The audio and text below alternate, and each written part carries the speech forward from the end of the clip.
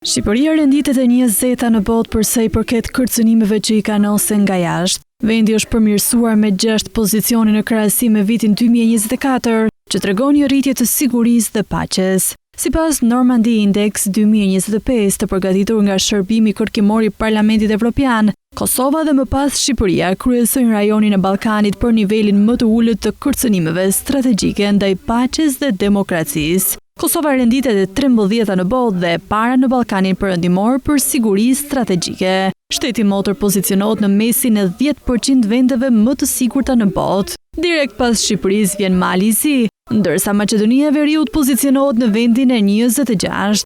Nga ana tjetër, Serbia renditet e fundit në Ballkanin Perëndimor, që tregon një ulje të sigurisë dhe rritje të kërcënimeve që i kanosen këtij shteti.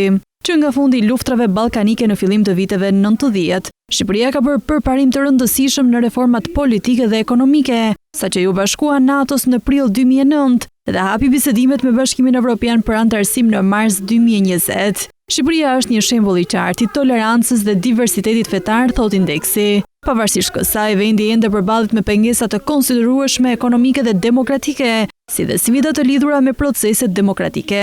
Rreziku më i madh vjen nga pikërisht proceset demokratike. Zgjedhjet parlamentare të Shqipërisë më 11 maj 2025 ishin konkurruese dhe të menaxhuara profesionalisht, por ato u zhvilluan në një mjedis shumë të polarizuar dhe garuesit nuk gëzuan një fushë loje të barabartë, theksohet në indeks. Krizat ekonomike shfaqen si rreziku i dytë më i madh, ndjekur nga brishtësia e shtetit, siguria kibernetike, ndryshimet klimatike dhe krimi.